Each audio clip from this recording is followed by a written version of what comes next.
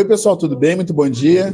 Mas eu me chamo Anderson Cidade, sou também um trabalhador dessa casa e nós estamos hoje recebendo nesse seminário o senhor Marcelo Zago, está aqui com vocês, pessoal do Sena, e esse aqui é o Dr. Gilson Luiz Roberto, que vocês vão ver um outro camarada com a mesma face do Gilson andando por aí. Não é clone, é gêmeo, é o Gilson e o Gelson. O Gilson e o Marcelo vieram falar conosco hoje sobre obsessão e suas máscaras, mas é mais o termo a obsessão em si mesmo, ok? Então, o Gilson é médico, o Marcelo é advogado, mas o Marcelo, além de advogado, é médium nas horas vagas. Porque tudo é energia, ele age sobre a gente. A coletividade age sobre a gente. Porque tudo é energia, não é? Tudo é energia. Nós somos energias, nosso pensamento é energia, tudo tem força. E essas forças, elas, de certa maneira, elas nos empurram e nos balizam. E esta questão pode ser tanto cultural, quanto geográfica, quanto física, quanto de moda, modismo, geracional, pouco importa. Nós estamos sempre recebendo influências. E por que a gente fala isso? Porque antes de nós termos esse assunto obsessão, é um assunto que no espiritismo e fora dele, que às vezes assusta um pouco. Aí fora as pessoas, obsessão e tal, elas têm um certo receio desse nome. E os espíritas também, eles sabem o tamanho da bronca que é quando a gente está num processo, né, dessa envergadura. Porque a gente perde a individualidade. Né? Às vezes a gente perde até a consciência. Então, quando nós estamos trabalhando nesse assunto, muitas casas espíritas, o Santa Maria sabe que nós éramos lá do Bezerra, eles até tiravam esse nome no tratamento. Eles colocavam o nome de apoio. Então, quando vai sair a orientação lá, é apoio. Para quê? Para não assustar as pessoas. Né? É um gesto de bondade. Não, tu tá com obsessão. O sujeito é capaz de infartar lá, né? O Gilson sabe quando a gente vai no médico medir a pressão, diz que a pressão é sempre mais alta no médico, né? Então, eles procuram dar uma notícia boa, calma. Não, é apoio, vai fazer um apoio. Né? Tem gente que entra e sai do trabalho nem sabe o que é. Então, tem processos suaves e processos muito dolorosos, né? Pois bem. Então, nesse contexto, meus irmãos, nós iniciamos assim de uma forma coletiva, por quê? Porque o fundamental nesse trabalho da obsessão é o que o Cristo quis e quer até hoje, e o que o Espiritismo quis e quer até hoje, que é o desenvolvimento da individualidade e da autonomia da pessoa. Então, esses dois são os pilares fundamentais para o crescimento espiritual. O que significa liberdade? Liberdade é o seguinte: eu agir segundo a minha própria vontade e não a vontade do meio. E autonomia, o que é? É ninguém se ingerir no meu dia a dia, na minha forma de pensar, na minha forma de agir. Então, esses dois elementos são fundamentais para a gente se autodescobrir. E como a gente faz isso? A ferramenta que o Cristo nos dá é o desenvolvimento interior através das leis morais. As leis morais. É através dessa ética interior. E nós temos uma obra, né, espírita, que é um código de ética, código de conduta, que são as leis morais. Ela não nos diz como fazer as coisas. Ela não entra nas peculiaridades, como agir dentro do casamento, como agir como profissional, como agir na nossa família, no dia a dia. Ela não nos intromete, ela dá normas gerais. E aí que é mais interessante, porque nos dá liberdade. Vocês lembram quando o Cristo chegou naquele poço, porque o Cristo ele caminhava por tudo e via os mais sofredores. E ele chegou naquele poço e estava aquele camarada, naquela fonte, e o camarada estava paralítico, e não conseguia chegar nunca. Aí ele chega perto do cidadão, o Cristo, hein? O Cristo. Ele chega para o cidadão e o que ele faz? Ele pergunta, o que você quer? O Cristo sabia o que ele queria, tanto é que o Cristo estava lá, o sujeito estava lascado. E nós, naquela posição dele, se nós estivéssemos lá, pô, Cristo, o que você acha que eu quero? Mas por que o Cristo fez isso? Porque o Cristo, ele tem uma ética cósmica, que todos os espíritos superiores têm, que é o seguinte, eles não se intrometem na nossa vida. E os espíritos inferiores se intrometem na nossa vida o tempo inteiro, por culpa ou sem culpa. Por culpa ou sem culpa. Porque eles querem manipular legiões e nós somos manipulados socialmente. Olha como é que está a nossa política no país hoje. O mundo, como é que o mundo mexe são ondas obsessivas, planejado pelas sombras. Então, quando nós desenvolvemos a nossa individualidade e autonomia, nós vamos dizer, não, só um pouquinho, eu estou nesse contexto, milhões de pessoas estão pensando, mas como é que eu... Está entendendo a força do ser humano? A gente reagir contra milhões de pessoas? Toda a sociedade pensa de tal forma.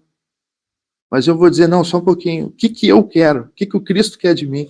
Tchê, isso é uma força interior que a gente precisa conquistar, que a gente sabe que não é fácil. E às vezes a gente diz assim, mas coitadinho de mim, quem sou eu? Como é que eu vou contra todo mundo, toda a sociedade pensa assim? Não, mas só um pouquinho. Só um pouquinho. O que eu quero de mim? Nossa, nós nos valorizamos tanto que nós acabamos nos enchendo de Jesus, de Cristo, e caminhando às vezes sozinho. Caminhamos sozinho. Pelos vales da sombra, sem nos contaminar. Então, é esse tipo de indivíduo que o Cristo quer nos transformar.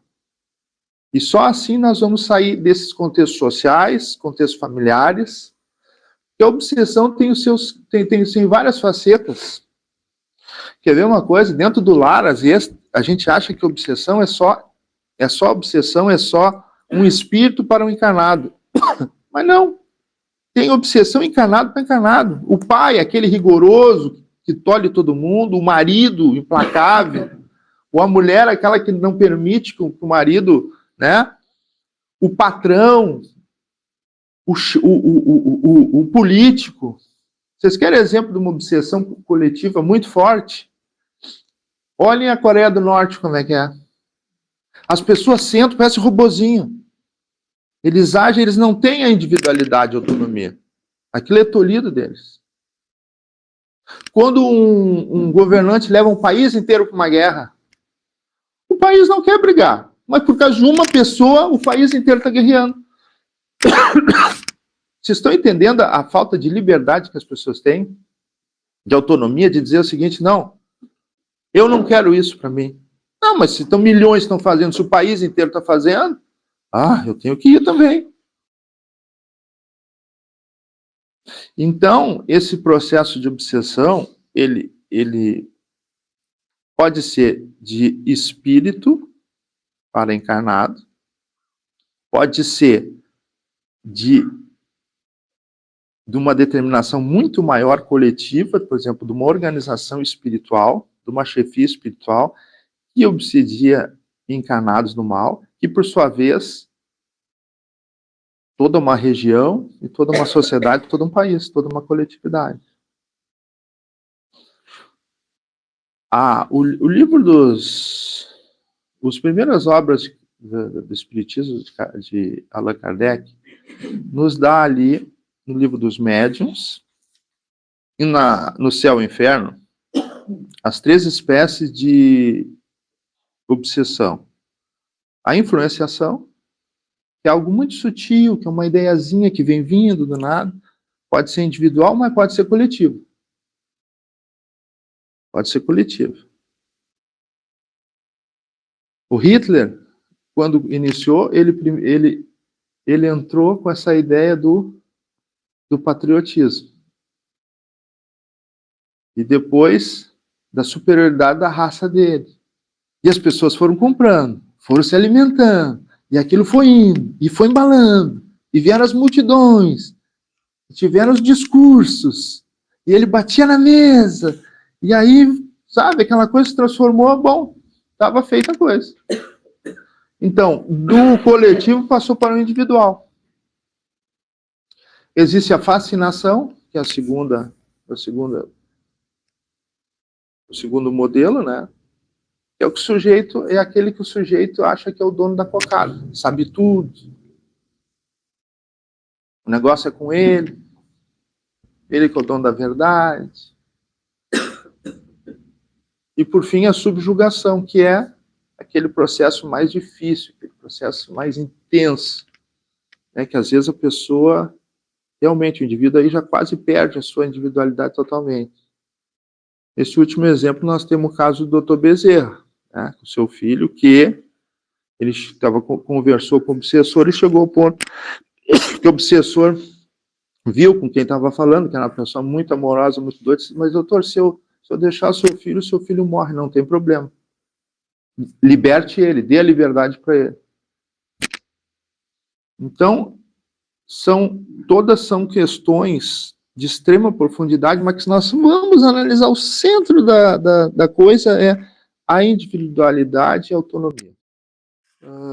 Quando nós temos esse tipo de questões, todos nós passamos, nós somos influenciáveis o tempo inteiro. O livro dos Espíritos diz muito claramente, quando Kardec pergunta aos mentores, mas os Espíritos, eles interagem, eles falaram, olha, de tal maneira que eles comandam a vida de você. Então nós temos que criar uma força interior, e através, obviamente, do estudo da moralidade e da vinculação do nosso coração ao Cristo, para que a gente consiga, a todo instante, fazer um exame interior se aquilo é correto ou não é correto.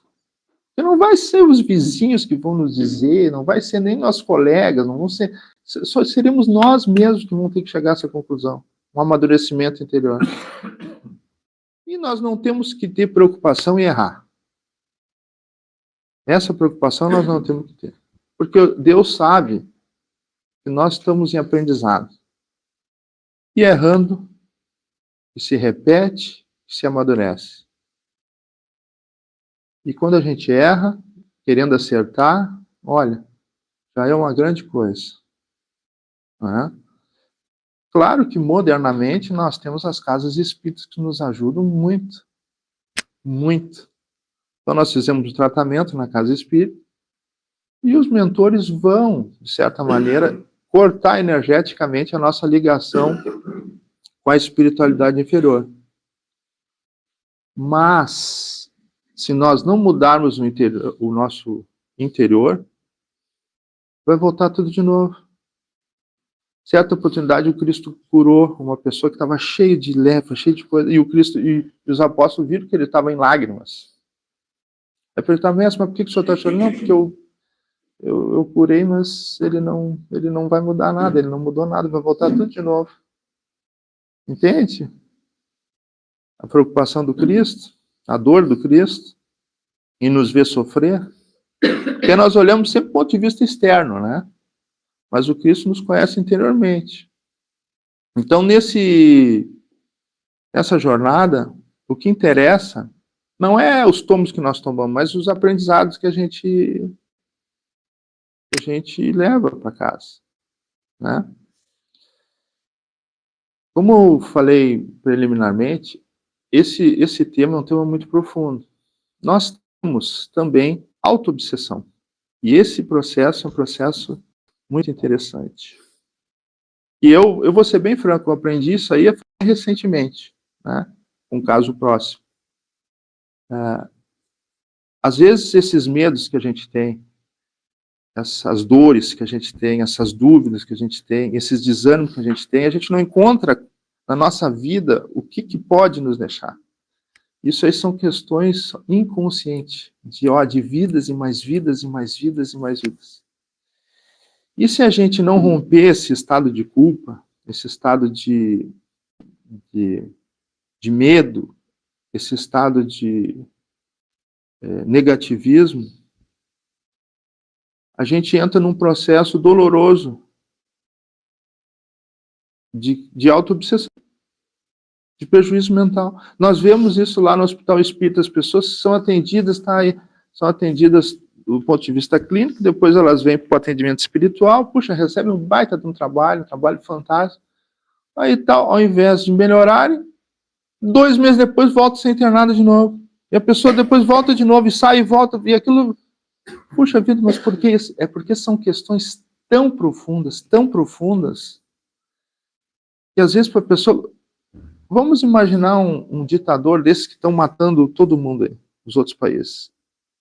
Imagina o grau de culpa que essas pessoas não vão ter daqui a algumas vidas, não é? Eles vão... A vida dele, para ele sair desse buraco, não vai ser fácil, né?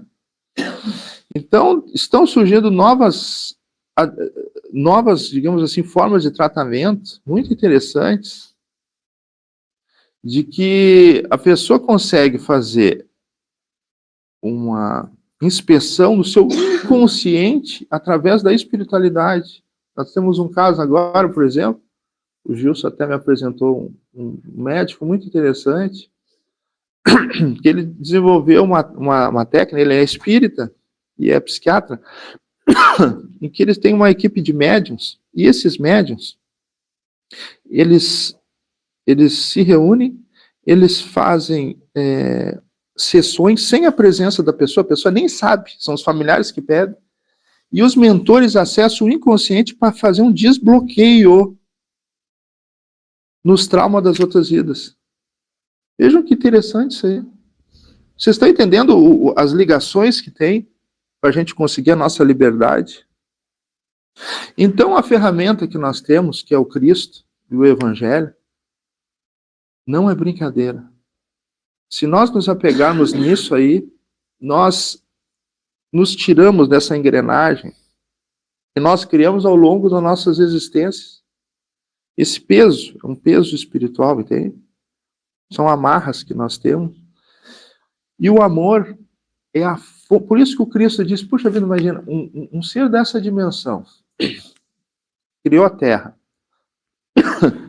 que faz parte da elite cósmica, né? Que Deus direcionou para o nosso crescimento. Ele chega aqui, ao invés de ele falar de grandes teorias, de grandes conquistas, de grandes questões intelectuais, ele fala sobre o amor. Ou seja, o amor não é brincadeira. É mais forte que uma bomba atômica. O amor construiu o cosmos, construiu a nossa Terra, mantém a nossa vida, a harmonia na natureza, e é a cura de todos os nossos problemas. Por isso que o Cristo disse, ame. Na obra Boa Nova, capítulo 5 e 6, eu guardo para sempre isso, e sempre quando eu estou no meio dos espíritos, eu procuro relembrar essas lições.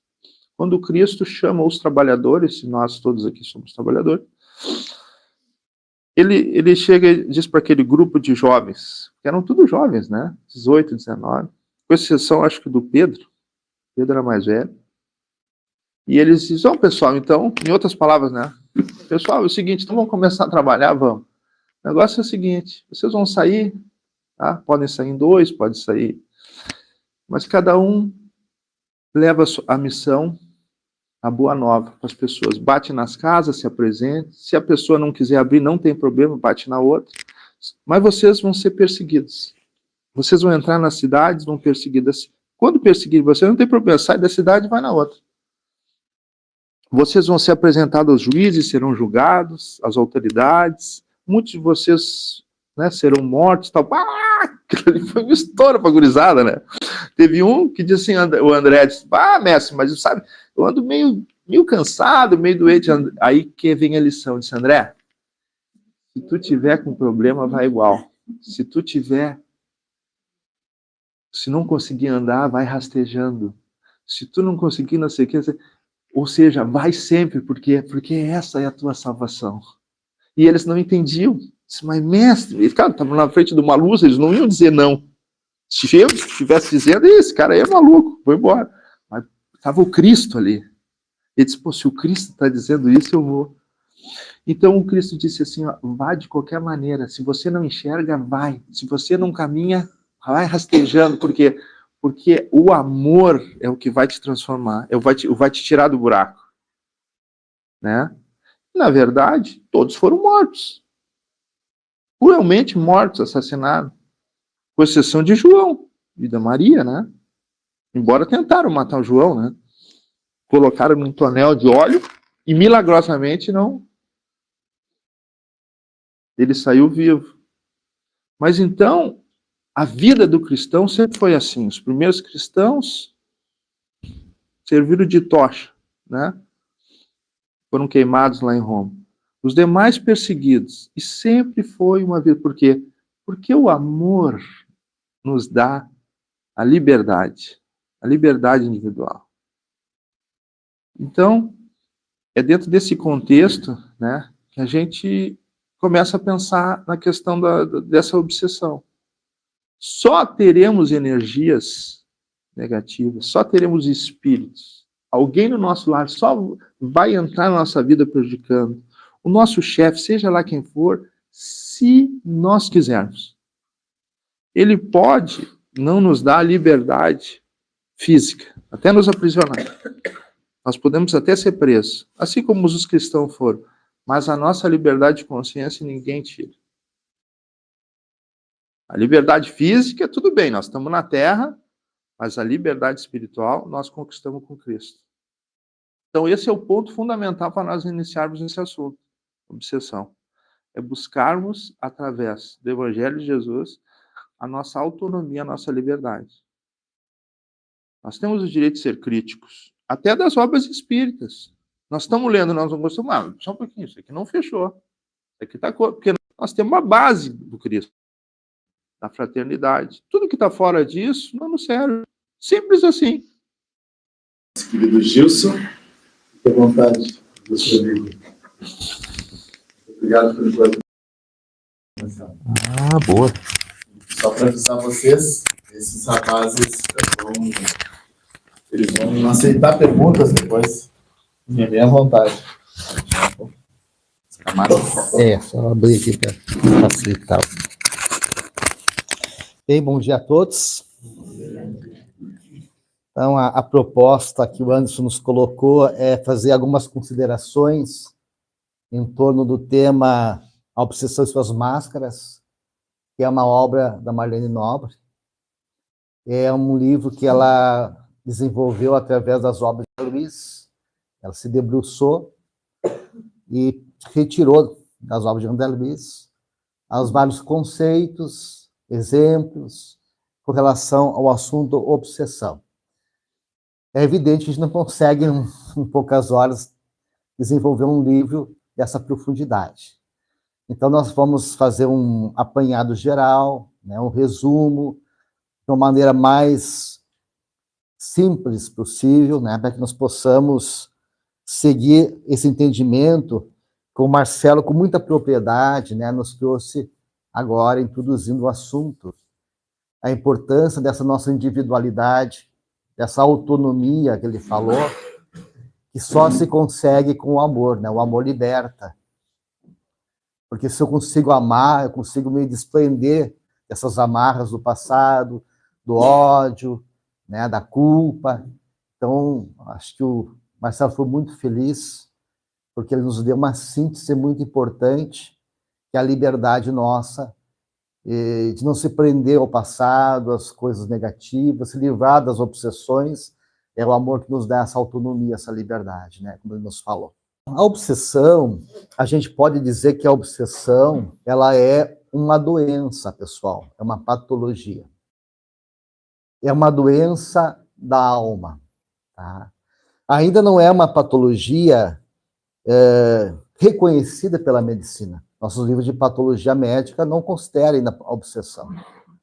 Mas chegará um dia em que teremos que se voltar para a obsessão como sendo uma doença Eu diria a doença mais grave, a doença com maior incidência na nossa sociedade. Porque a obsessão, ela está vinculada a outros processos patológicos.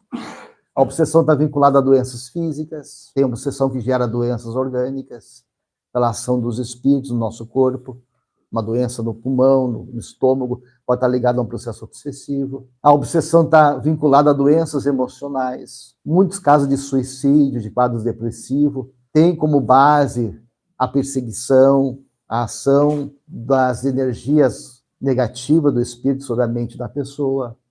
A obsessão está ligada a vícios, né, ao uso do álcool, de substâncias químicas, a acidentes de carro. A obsessão está envolvida na política, nas guerras.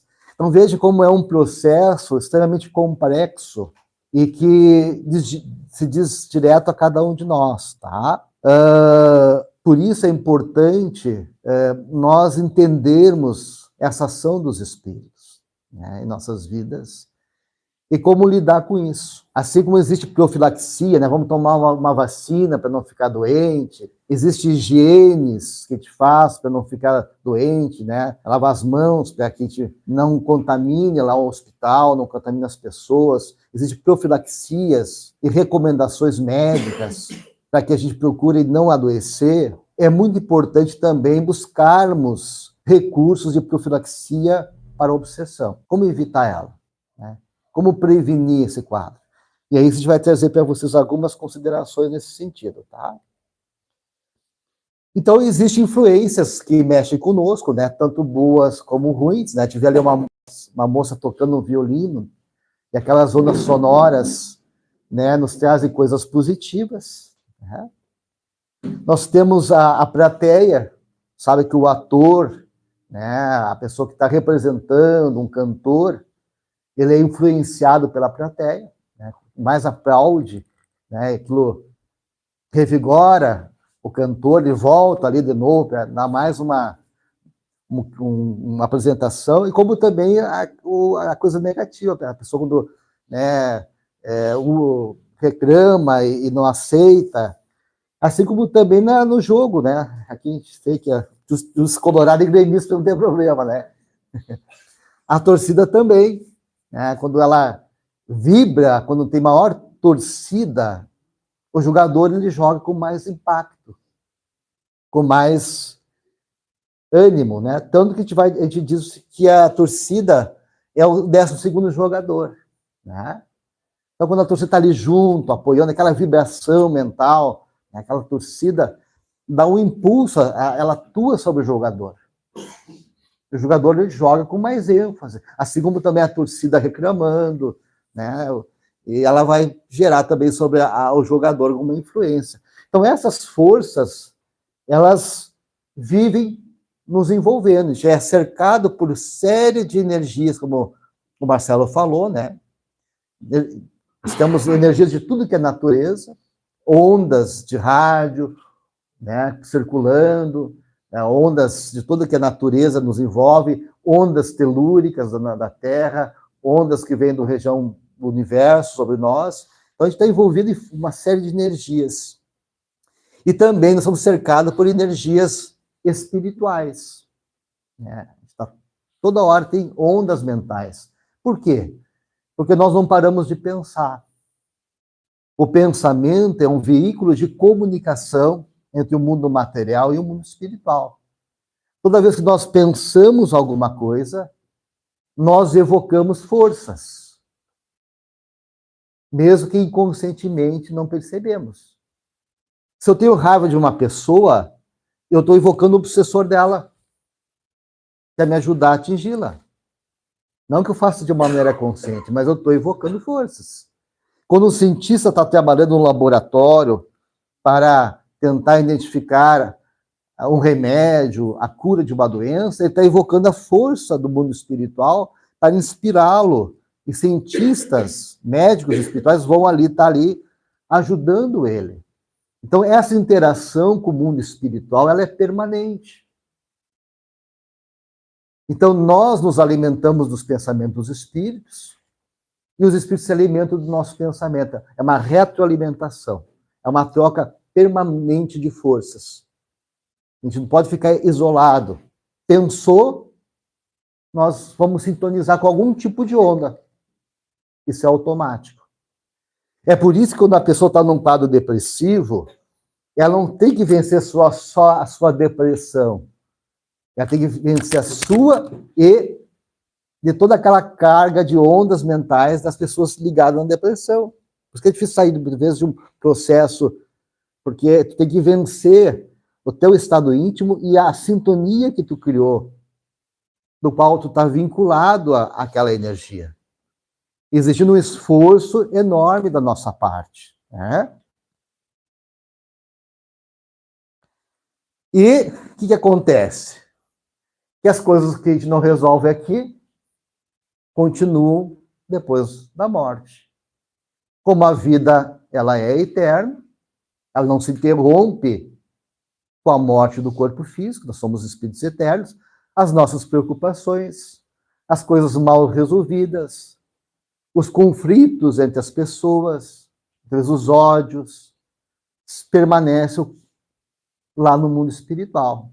Muitos espíritos, né, que se sentem lesados por um terceiro, ele vai querer, no mundo espiritual, muitas vezes se vingar. Certa feita, eu estava lá na cidade de Santo Ângelo, na Sociedade Espírita Amor ao Próximo. Nas férias da faculdade, eu ia lá visitar nossa irmã Custódia, que é uma médium vidente, que ela era vidente, e muita orientação do nosso irmão Bezerro eu recebia por ela. E ela morava no porão da Casa Espírita. E eu estava lá com ela, né? E aí a Lúcia, que é a filha adotiva dela, nos chamou. Olha, a brigada militar está lá em cima e trouxeram uma pessoa para ser atendida. A casa estava fechada, eu peguei a chave da casa, abri, eles entraram com uma senhora, os dois brigadeiros enormes segurando ela, estava contendo ela, né? Estava tipo um surto. E eles, olha, nós levamos para o hospital. O hospital disse que não era com eles esse assunto, mandaram para a Casa Espírita. Eu falei, ó, solta a pessoa. Estava o marido acompanhando a senhora. Esse cara me assustou, não pode soltar que eu vou conversar com... Eu comecei a conversar com o espírito, e ele era o filho dela. E ele tinha sido morto. Só que não se descobriu quem era que matou ele. A polícia não conseguiu. E ele disse, olha, não me adianta levar lá para cima, porque eu vou voltar. E ele estava cheio de raiva, de ódio, eu quero me vingar das pessoas que me mataram. E fulano também não está bem. Eu perguntei para o senhor, né, quem é outro? Esse fulano é outro meu filho que já morreu também. Eu falei, olha, tu já deu o teu recado, já sabe o que tu quer, agora deixa, né, a tua mãe, porque ela está esgotada. Aí ele concordou, né, desincorporou, ela ficou exaurida, desmaiada no chão, né, daí eu deixei ela deitada um pouquinho, e ela entrou em tratamento daí espiritual, em desobsessão na Casa Espírita, e graças a Deus ficou bem. Então veio um espírito, né, que levou para o mundo espiritual toda aquela carga de ódio, de rancor, né, depois da morte. Então os problemas muitas vezes até aumentam depois da morte. Porque nós vamos olhar para trás, como falou o Marcelo, e vamos observar uma série de coisas que ficaram pendentes e que temos que resolver, né? E aí o próprio Marcelo colocou, né, aquela pergunta do Livro dos Espíritos, questão 459, os espíritos influenciam em nossos pensamentos e nossos atos muito mais do que nós imaginamos, a ponto deles nos dirigirem. Olha só. Então, a influência dos espíritos em nossas vidas é muito maior. Muitas vezes tem um pensamento, uma ideia, e acha que é da gente. E muitas vezes é uma ação de um espírito, uma intuição, uma inspiração, tanto para o bem como para o mal. Só que nós muitas vezes não temos o discernimento de perceber se aquilo é nosso ou não é nosso. Porque muitas vezes aquilo há uma identificação nossa com aquele pensamento. Então a gente não percebe que é um pensamento intrusivo, porque é uma coisa que está ligada à nossa natureza, nossa maneira de ser, a gente age, muitas vezes, de maneira automática, sem uma reflexão, muitas vezes num impulso. E esse impulso, muitas vezes, pode ser dado por um espírito. Um exemplo disso, nosso irmão Divaldo estava caminhando pela rua e chegou uma pessoa e deu um soco nele. Ele caiu, quebrou a vidraça, né? E aí o espírito chegou e disse, viste, eu vou te destruir. Essa pessoa estava pensando com ódio de uma outra pessoa. E eu tirei na mente dele uma imagem hipnótica como se fosse você. Ele confundiu. E veio. Então a pessoa nem se apercebeu que estava sendo manipulada pelos espíritos. Mas naquele sentimento de ódio, o obsessor encontrou um ambiente favorável na mente dele, para que ele achasse de uma maneira impulsiva, porque quando a gente está tomado por uma emoção, a emoção, ela nos afoga, ela nos toma conta. E a gente perde a racionalidade. E aí que é um perigo, o não controlar as nossas emoções.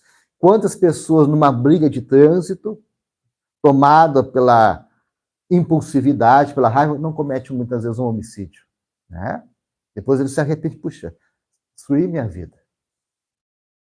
Mas naquela hora a pessoa não pensa, ela está tomada com aquela raiva.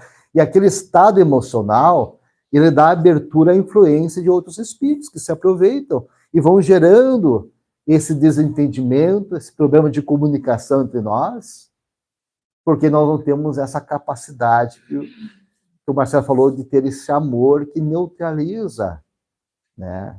Nos dá essa autonomia de estar acima dessas coisas.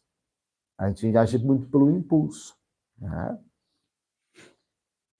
Então, o que nós temos que fazer? Nós temos que ter ouvidos para as influências positivas, né? Aquilo que é bom, nós temos que ouvir. E as vibrações negativas, né, nós temos que tentar se desvincular delas. Então, ela ocorre quando há uma sintonia, né? E quando essa sintonia com as ondas mentais negativas dos espíritos ou dos encarnados, né? Ou de nós mesmos, como o Marcelo falou, auto-obsessão, nós vamos chamar de obsessão. E ela é tanto mais forte, quanto maior for a simpatia, a sintonia com esse tipo de ideia, né? Quanto maior a influência que nós nos identificamos. Então, Kardec vai dizer que a obsessão é uma ação persistente que um espírito mau exerce sobre um indivíduo, né? Aí a obsessão do desencarnado para o encarnado. No Livro dos Médiuns, é o domínio que alguns espíritos logram adquirir sobre certas pessoas. Nunca é praticado senão por espíritos inferiores que procuram dominar. É a ação persistente que um espírito mau exerce sobre um indivíduo, apresenta caracteres muito diversos, desde a simples influência moral, sem perceptíveis sinais exteriores, até perturbações completas do organismo e das faculdades mentais. Então, tu vê que pode atuar sobre o nosso corpo humano e sobre a nossa mente também, tá? E aí, ocorrer, como o Marcelo falou, de uma simples obsessão para uma subjugação. A subjugação ela pode ser física, é o médio possesso, né, que está tomada pelo espírito, ou uma subjugação moral também. A pessoa é dominada moralmente por aquele espírito, né, no vício, uma série de atitudes negativas, né? A Joana Adriane vai dizer que em casos mais graves, a obsessão é enfermidade espiritual de erradicação demorada e difícil, pois que muito mais depende do encarnado perseguido do que o desencarnado perseguidor. Porque eu mudando minha atitude, eu vou mostrar para aquele espírito que não sou mais aquela pessoa, né? Do qual eu prejudiquei ele, do que o filho, vou mostrar a sinceridade da minha atitude, e vou demovê-lo da sua compreensão de perseguidor à medida que eu vou cativando ele, e não vou dando entrada àquelas influências, né? Então, é uma obsessão que muitas vezes, é uma enfermidade que muitas vezes vai levar várias encarnações para ser curada. Muitas vezes a gente não vai conseguir resolver numa encarnação só. Exige muitas vezes várias encarnações. Geralmente é um distúrbio espiritual de longo curso, com graves consequências de forma de distonias mentais, emocionais e no campo fisiológico, né, no campo do corpo. Patologia ou enfermidades de alma com repercussões físicas, emocionais e espirituais. Ela é uma doença insidiosa, lenta e progressiva. Embora ainda não reconhecida, é a patologia mais grave que existe. Por isso que eu falei para vocês, ela é uma doença da alma, né? E é a mais grave porque está inserida em outras patologias também. E ela é muitas vezes insidiosa, a gente não percebe, vai acontecendo lentamente, a gente vai se descuidando, não vigia os pensamentos, né? E aquilo pode, aos pouquinhos, tomando uma proporção muito grande. Principalmente quando há uma identificação nossa com aquela influência negativa. É uma influência que nós assimilamos, nos identificamos.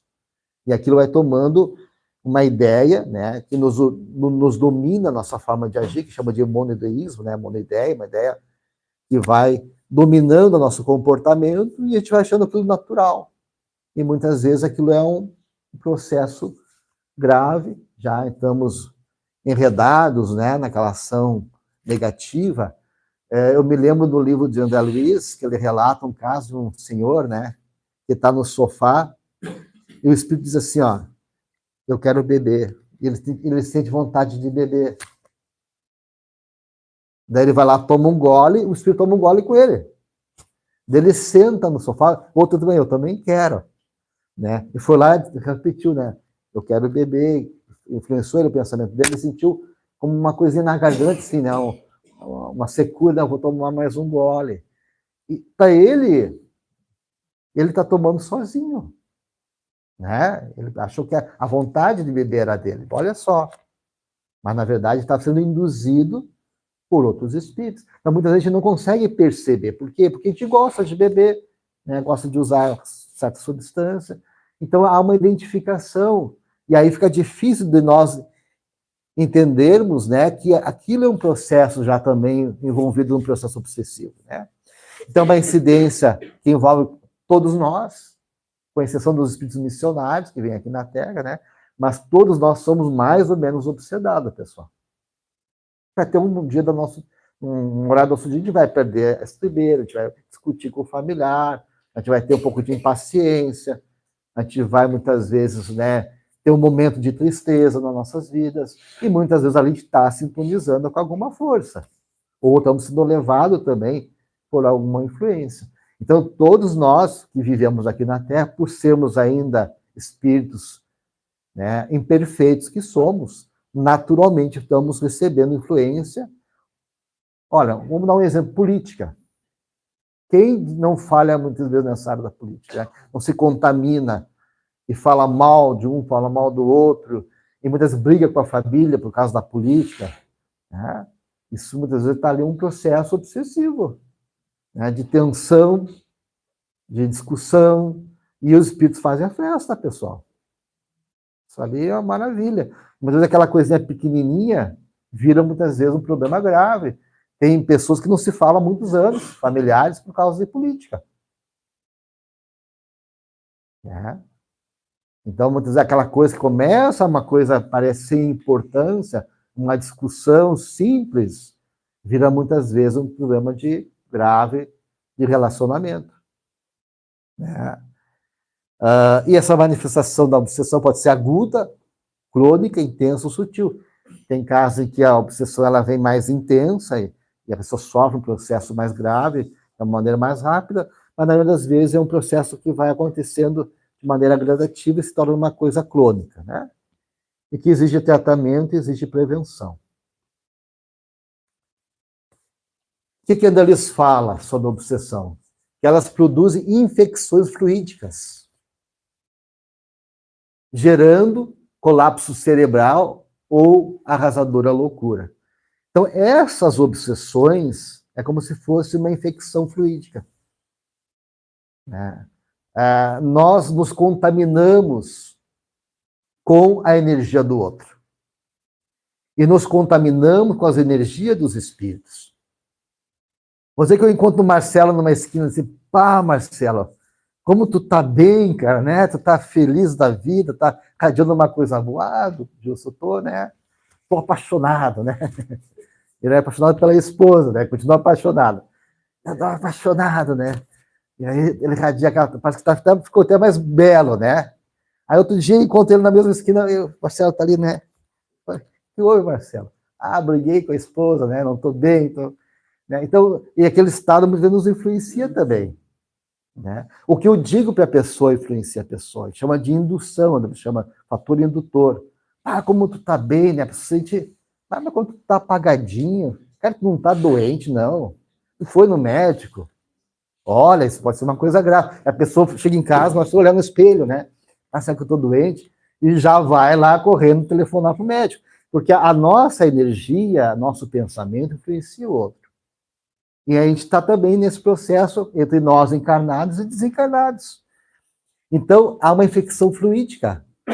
E o espírito joga aquela energia. Eu vou contar um caso para vocês interessante, para ilustrar vocês. Uma vez uma senhora me chamou para atender ela na casa dela, ela estava com náuseas, vômitos. A senhora, amiga minha, era um domingo de manhã, como médico, ela é espírita. Eu cheguei lá para atendê-la, eu senti a ação de um espírito. Mara Amorim, o nome dela. Até ela teve ontem na casa espírita conversando comigo. Já está com bastante idade, ela. E ela... Falei, olha, Mara, esse teu problema aí para mim é espiritual, não é físico. Ela é espírita, podia conversar, né? Vamos fazer o seguinte, vamos fazer um trabalho espiritual, vou chamar uns amigos espíritas, vou fazer um evangelho aqui, umas orações, e tu vai receber um passe, mas eu quero formar uma corrente, que não vou fazer isso sozinho. E ela autorizou, ela é espírita, não, chamei mais 2 amigos meus, trabalhadores, e começamos a oração. E aí, um dos médios sentiu a ação, que é o médio inconsciente, que era o Breno, incorporou o espírito. Estava com ela. Daí eu comecei a conversar com ele, né? E ele disse, olha, eu estava no hospital, doente, e perguntaram se eu queria ficar curado. Eu falei, eu quero ficar curado. Aí me trouxeram e me deixaram aqui nessa casa. Então, espíritos mais inteligentes, obsessores, pegaram um espírito que já tinha desencarnado no hospital, mas não percebeu que estava desencarnado, e manipularam ele. Botaram ele dentro da casa dela, e ele achando que estava doente ainda, né? Se sentindo doente, com dor no estômago. E ele passou a emitir na casa dela aquele pensamento de que está doente, não com a intenção de prejudicá-la, mas estava sendo manipulado. E ela, por algum motivo, foi assimilando aquela ação fluídica, né? Aquela infecção fluídica, e começou a sentir os sintomas do espírito nela, que era no sistema digestivo, porque a causa da morte dele era algum problema no sistema digestivo, e ela sentia também. E aí, então, nós pegamos, doutrinamos ele foi conduzido para a espiritualidade, recebeu o passe, melhorou imediatamente. Então, essas influências fluídicas acontecem, os espíritos jogam o fluido ou se utilizam de outro espírito para deixar no ambiente, junto à pessoa, e se a pessoa não tem uma defesa, através da oração, através da mudança de comportamento, né, ela muitas vezes acaba assimilando essas forças. Veja bem, Andrés fala, segrego sobre elas determinados produtos, filiados ao quimismo do espírito, que podemos nomear como simpatinas e aglutidinas mentais. Assim como nós temos a noradrenalina, adrenalina, né, substâncias neuroquímicas, dopamina, serotonina no cérebro nosso, os espíritos também eles fabricam substâncias químicas mentais, que vai chamar de simpatinas e aglutidinas mentais. Produtos esses que subrepticamente, por meio de subrecepção, ilicitamente, furtivamente, eles modificam a essência dos próprios pensamentos, a verterem contínuos do fluxo energético do tálamo no diencéfalo. A região do diencéfalo é a região aonde está o tálamo, tá? E é ali que brota o pensamento nosso. Nosso pensamento, ele verte da região do tálamo, onde está a glândula pineal, e ali os espíritos então jogam nessa região essas forças aqui, essas energias, essas substâncias mentais. né, atuando sobre essa região do tálamo do diencéfalo e tentando, como uma ação hipnótica, influenciar o pensamento das pessoas. Tá? Daí eles tomam conta do hipotálamo, que está ligado à região da memória nossa, acentuando a dominação sobre o feixe amielínico, que o liga ao córtex frontal, controlando as estações sensíveis do centro coronário, sobre o simpático e o parasimpático. Nós temos dois sistemas, o simpático e o parasimpático.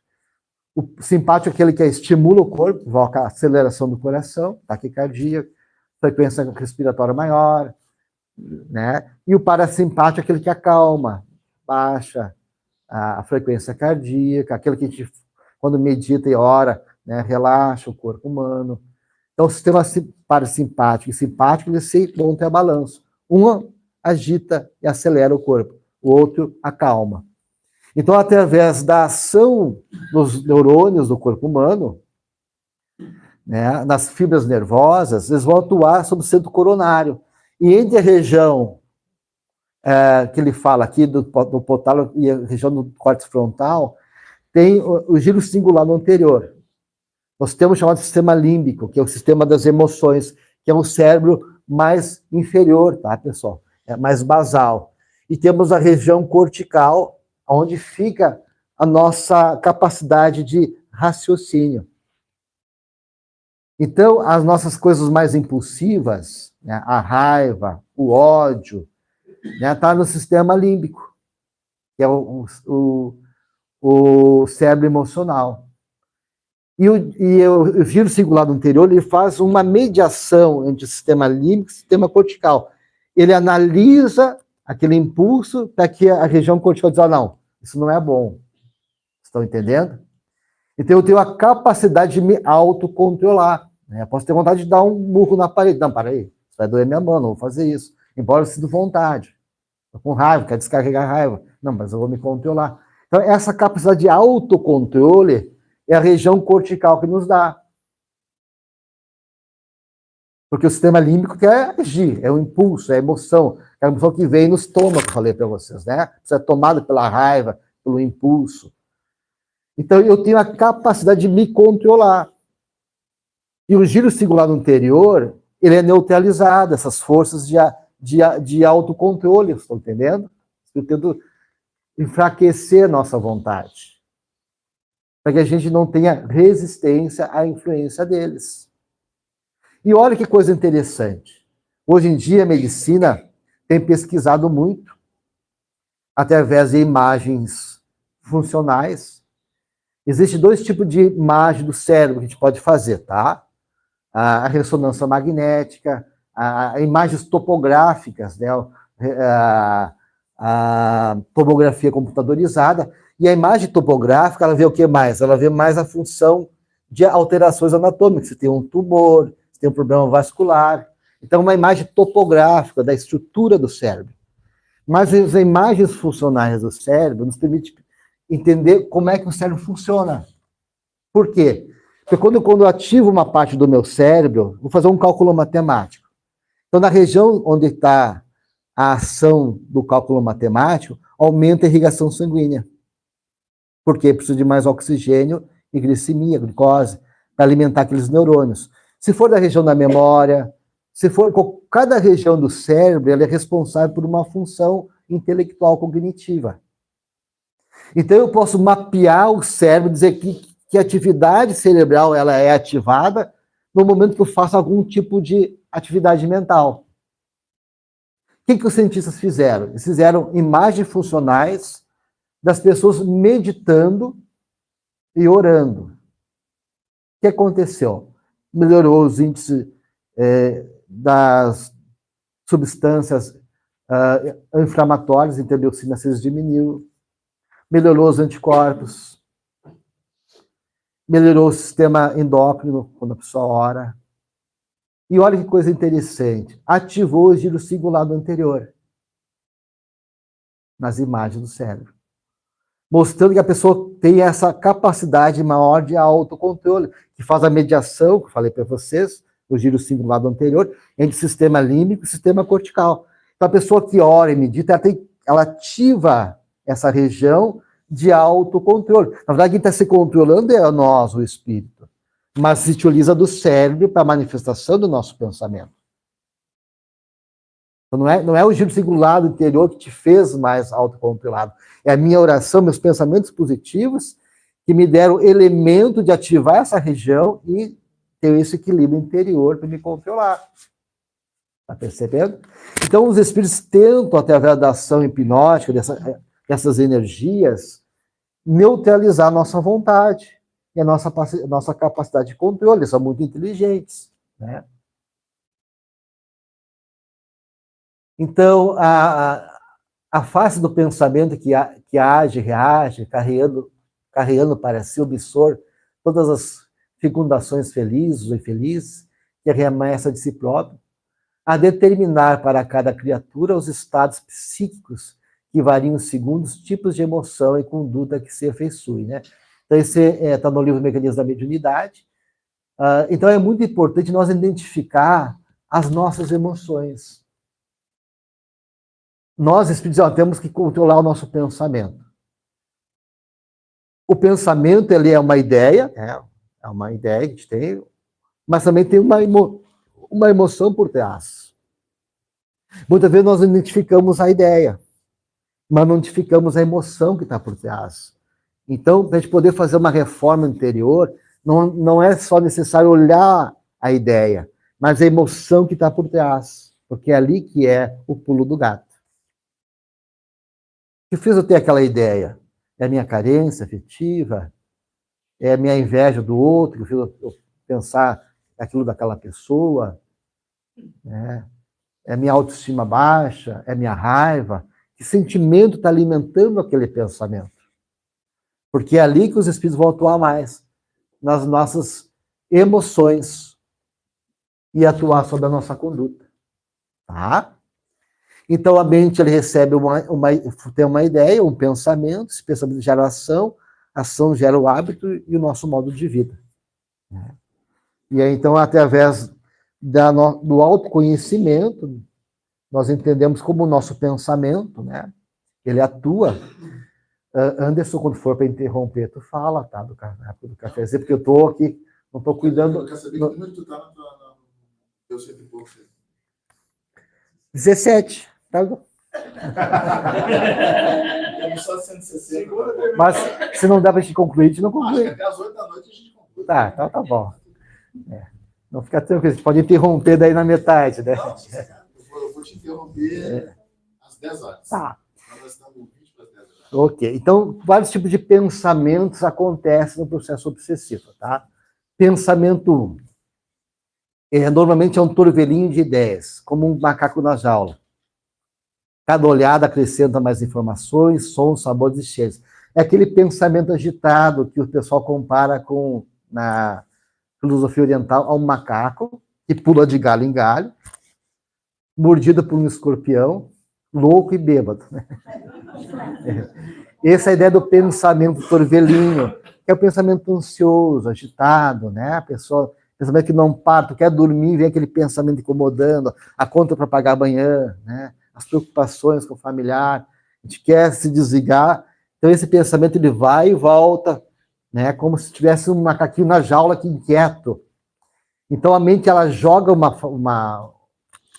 uma isca, né? Uma preocupação e nos puxa para dentro da mente. E aquele pensamento fica ali, a gente remoendo ele como se fosse uma teia de areia se debatendo ali naquele pensamento, né? Isso é um tipo de pensamento, tá? Pensamentos 2, né? São pensamentos... aí temos que controlar esses pensamentos. Serenar esse pensamento agitado. E essa forma de serenar os pensamentos é a meditação. Por isso que dentro da yoga, eles dão muita importância para a meditação, porque esse pensamento instável não permite identificar nossa própria natureza. Dentro do yoga, a prática da meditação tem uma finalidade, mas dentro da filosofia Vedanta, a meditação tem uma outra finalidade, que é identificar a natureza divina dentro de nós. a nossa consciência divina, a nossa voz de Deus dentro da gente, né? Onde está escrita a lei de Deus? Na consciência, os Espíritos falam. Então, é consciência com C maiúsculo, não é consciência com C minúsculo do ego. Então, quando tu consegue harmonizar teus pensamentos, serenar, através da meditação, da oração, aquela natureza que é Ananda, que é felicidade, que é a natureza divina, tu consegue acessar dentro de ti. E tu tem Deus dentro de ti. Né? Então, é muito importante para a gente poder fazer esse controle dos pensamentos, ter momentos de meditação. A gente poder, aos pouquinhos, controlando. Aí tem técnicas, né, de não olhar para o pensamento sem interferir nele, deixar ele, né, fazer um distanciamento dele, sem julgar, não ficar preso ao pensamento, mas também não querer controlar, porque a gente ficar preso também. Nem querer controlá-lo e nem deixar ele tomar conta. Assistir ele, né, e aprendendo a lidar com essa mente. Isso é uma técnica que a gente vai aos pouquinhos conquistando essa capacidade. Não é uma coisa rápida e simples, exige meditações constantes. Se tem dificuldade de a gente meditar sozinho, pode botar uma meditação guiada, alguém nos conduzindo, na internet tem, né? Ajudar o pensamento a se organizar. Tá? Então, são técnicas que a gente utiliza para poder nos ajudar. Então, se tiver algum pensamento pesado, né, pensamento negativo, a gente tem que saber não dar entrada a esse pensamento, identificar. A Joana de Deus diz que a ação negativa, o pensamento negativo, é que nem uma faísca, que pode virar um fogaréu. Então, quando o fogo está instalado, aí não tem como apagar, né? Então, antes de começar o fogo, eles, vamos apagar a faísca. Então, quando identificar ali aquele pensamento negativo, pô, tu sentiu uma raiva da pessoa, não, já vou já trabalhar dentro de mim. Não vou deixar estar alimentando aquilo, e a ponto de eu ficar desconfiado e me ficar mal com a pessoa. Bom, ali pode ter uma influência negativa também, além das minhas emoções. Então, identificar e transformar em pensamentos leves. Ideias repetitivas que funcionam como balanço, né? Ideias intrusivas que vão e voltam. E esses pensamentos que vão ficando cada vez mais altos, né? Começa, aquilo vai repetindo, vai aumentando, vai se tornando cada vez mais alto o balanço, né? E vai se tornando incontrolável. E vai gerando uma fixação mental. Temos que ter cuidado, porque a pessoa se repete muitas vezes, abrimos o olho. Tá? Pode ser uma influência perturbadora.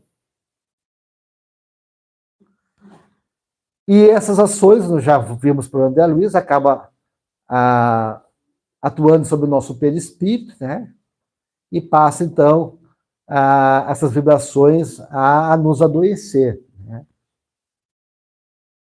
A nos prejudicar. Então, o obsessor usa o torvelinho das ideias para encaixar uma nova.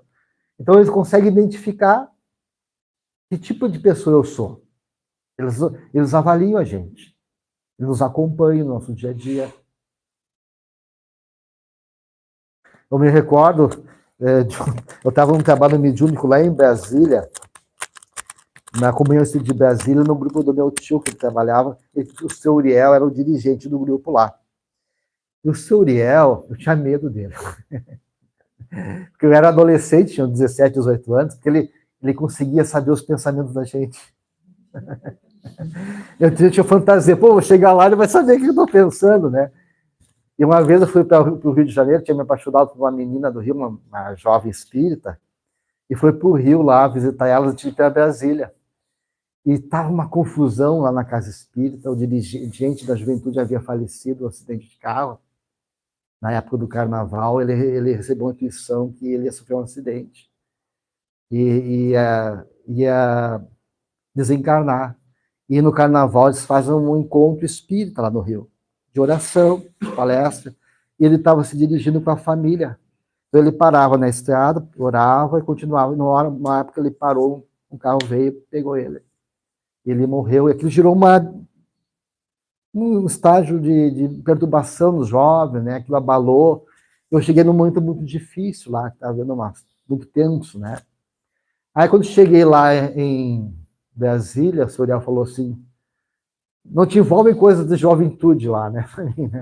Eu tinha vomitado ali no chão me senti mal no trabalho mediúnico, vomitei no chão e fui pegar um pano para limpar por causa do cheiro, né? E ele olhou para mim: o que tá fazendo aí? Senta, agora olha isso tudo. Ele era muito enérgico. E ele sabia o que acontecia com os médiuns durante a semana. Então, quando acabava o trabalho mediúnico, ele passeava assim pelas cadeiras, né? E parava no médium. A parte espiritual está me dizendo que tu entrou em fuxico no teu trabalho. Aí o médium já é ou não é verdade? E a pessoa tinha que confirmar. E ele, cadê o teu compromisso com esses nossos irmãos que aqui vêm para ser doutrinados e depois nos seguem lá fora para ver se o nosso comportamento é igual ao que nós falamos? Onde está teu compromisso? Aí ele metia a pau no médium. E não tinha como tu mentir para ele, porque ele tinha a ficha espiritual do médium. E ele lia, não via nada na mão dele. Nada na mão dele, mas ele lia. Uma vez chegou lá no grupo, na Comércio de Brasília, é a maior casa de Brasília. Na época que o Soriel dirigia o grupo dele, tinha mais de 400 grupos mediúnicos. Naquela época, isso é anos atrás, agora ficou muito maior. E veio um senhor de um outro grupo para iniciar no grupo dele, caminhado de outro grupo mediúnico. E ele chegou lá, né, um senhor barbudinho, assim, jovem, meio jovem ainda, e o senhor disse: olha, já estou com a tua ficha aqui, chegou no lado dele. E começou a ler. Tu entrou no espiritismo naquela época, aqui tu disse que tem um pouco nervosinho dentro de casa, já está um pouquinho melhorzinho, e foi lendo, né? E o cara começou a dar risada, porque era aquilo. O senhor Uriel era uma pessoa impressionante, e um receitista de mão cheia. Uma vez ele deu um remédio para uma pessoa, e a pessoa procurou por toda a Brasília, em farmácias, não encontrou. E ligou para o senhor Uriel: Uriel, olha, esse remédio não existe mais, não se fabrica. Não tem em farmácia nenhuma. Então, para só um minutinho, pelo telefone. Vou me concentrar aqui e ver o que a parte espiritual vai te orientar. Ó, em tal farmácia tem. Não, mas aquela farmácia eu já fui. Ó, na tal prateleira, lá, na terceira prateleira, lá atrás de tal remédio, está lá. Aí ele voltou na farmácia. E o mesmo balconista que tinha atendido ele, atendeu ele de novo. E o balconista assim: olha, que quer? Até tal remédio. Não, mas eu te falei para ti que não tem. Ah, mas dá uma olhadinha lá na tal, né, terceira prateleira, de tal remédio. E o balconista disse que deu vontade de dar uma volta dentro da farmácia, ali voltar, mas ficou curioso. E botou a mão lá atrás dos remédios, tinha 3 remédios empoeirados lá, que era o que ele precisava. Então o Soriel era uma pessoa impressionante, e ele ficou cego. Depois de uma certa idade, ele não enxergava pelas vistas espirituais. E uma vez eu fui lá participar do trabalho mediúnico, então ele estava sentado assim, né, na frente da mesa, e aqui tem umas cadeiras que as pessoas podem participar do estudo.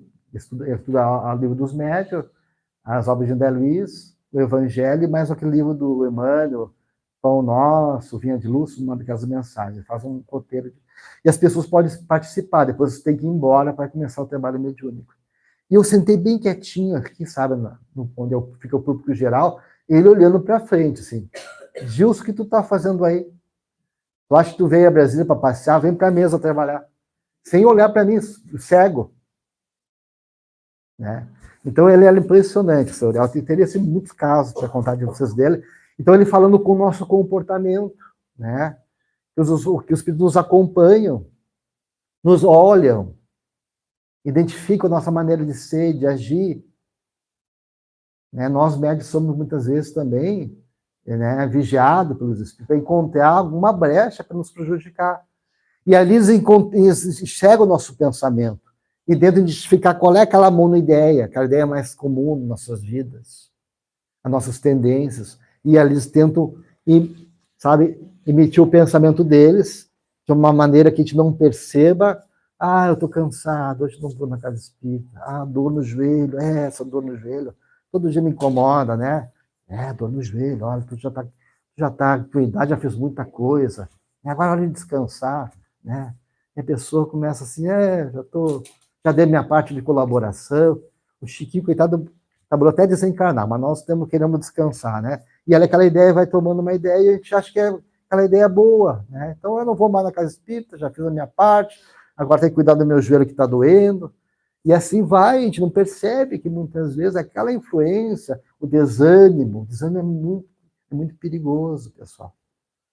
O desalento, né? De achar já fez tudo, está desanimado ali, muitas vezes é aquela influenciazinha ali que está nos pegando e nós não estamos percebendo, viu?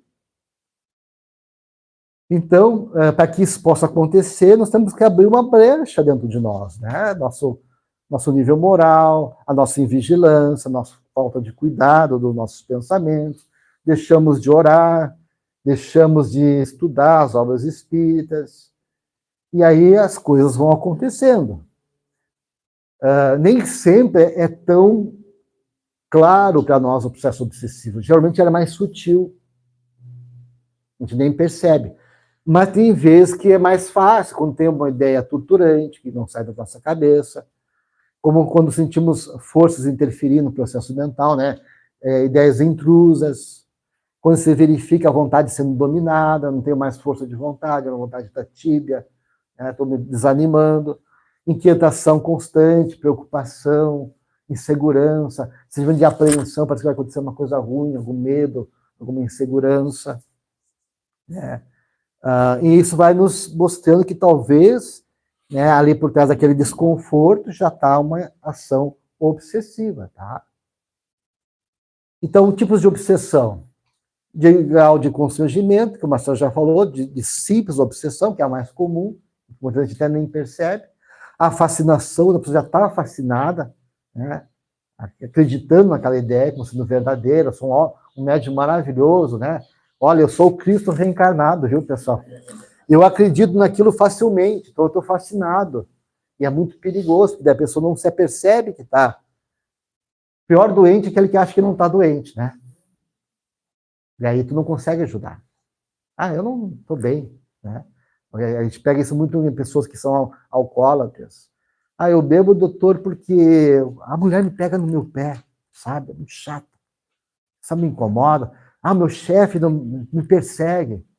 Né? Quando, na verdade, ele incomoda em casa, chega bêbado, agride verbalmente a esposa, ele já não vai no trabalho cumprir as funções, chega atrasado, mas não, ele não é o problema. O problema é outro. É negação, mecanismos de defesa do ego, negação e projeção, e racionalização. Eu nego a doença e projeto a causa e a culpa nos outros. Racionalizo e justifico. Mecanismo de defesa do ego. Então, eu não sou o problema. Aí tu vai confrontar com aquele paciente e fica bravo contigo. Tu vai quebrar as defesas dele e não volta no consultório. Esse médico aqui está me enchendo o saco. Não é. Por quê? Porque eu confrontei, né? E mostrei para ele que ele era o doente. Muitas vezes a melhor técnica é do espelho, que é os alcoólatras anônimos, né? Chega lá, um cara conta a história dele, e o outro diz, mas a história dele é a minha história. Então eu também estou doente. E eu me identifico, então eu consigo, né, entender que eu tenho que parar de beber, porque a bebida está me levando no caminho que levou ele. De perder a família, de perder o trabalho. Então ele consegue se identificar e é melhor, mais fácil de ele assimilar a ideia de doença. Então a fascinação, a pessoa não percebe, é por isso que é grave. E subjugação, daí como eu falei, já é uma subjugação ou física, a possessão, ou moral, né? A pessoa é dominada moralmente por um espírito. Tá? Natureza, né, pode ser efeitos morais ou corporal, e como já o Marcelo falou, tem obsessão de encarnado para encarnado, desencarnado para desencarnado, encarnado para desencarnado, desencarnado para encarnado e auto-obsessão. Né? Eu posso obsediar uma pessoa que já morreu, chamando ela, né, lamentando a morte dela, né, não lidando com aquela perda. Então, existem vários tipos de obsessões. A obsessão simples é menos perniciosa, a pessoa consegue ter mais capacidade de autonomia no pensamento, a gente pode identificar nossas tendências, ela pode ser um pouco sutil ou evidente, curto, médio, longo prazo, geralmente sem relação com o passado, né? Muitas das coisas do nosso dia a dia, nossa invigilância, É a obsessão que todos nós temos, mais ou menos, né, maior ou menor no nosso dia a dia, tá? Nosso comportamento, nossa conduta. E essa obsessão, muitas vezes, ela acaba se avolumando, né? Ela pode se tornar uma ideia perturbadora de início, mas se avolumando, se tornando uma interferência maior, né? E pode chegar no caso de fascinação, que já tem uma interferência hipnótica, que convence a vítima, e ela passa a acreditar fielmente nas orientações dos espíritos, nos pensamentos que eu acredito, né? Interferências externas são mal recebidas. Eu tive uma paciente que ela chegou no meu consultório e disse assim, doutor, tu tá me perseguindo. Eu te vi escondido dentro do carro, me espiando. Aí ela é espírita, né? Ela foi numa palestra, eu estava sentado na mesa com o do Divaldo, e eu estava mexendo no celular, assim, acho que vendo umas mensagens. Ah, tu estava na mesa lá do Divaldo, do lado do Divaldo, mexendo no celular, mandar uma mensagem para mim. E ela começou com uma série de... Eu falei, ó, minha senhora, eu vou encaminhar para um psiquiatra, meu amigo, o Dr. Nelson Lemos, encaminhei ela para o Dr. Nelson Lemos. Ela ficou 2 anos de tratamento, depois ela voltou, falou, eu percebi que aquilo era uma fantasia, ela estava apaixonada por mim, disse que estava apaixonada, mas é uma senhora casada, tudo mais, né? Eu falei, não vou lhe atender mais, a senhora vai ter que vou indicar um médico para atender. Ela voltou depois de 2 anos, olha, me dei conta que aquilo era uma fantasia minha, o doutor me ajudou, estou melhor, queria retomar o tratamento. Eu falei, não vou lhe atender mais, e a senhora esteja melhor, eu não lhe atendo mais, só tem que ir para outro médico. Então, muitas vezes, a pessoa acredita fielmente naqueles pensamentos, sabe? A paixão é uma coisa, muitas vezes, obsessiva. Só persegue o outro. A emoção é uma coisa descontrolada, né? Uma coisa que vem de uma intensidade tal que a pessoa, muitas vezes, não consegue controlar. E ali a gente vai dando espaço para casos de fascinação, acreditar naquele pensamento, a ponto da pessoa muitas vezes perseguir o outro, ou, né, criar fantasias que não existem.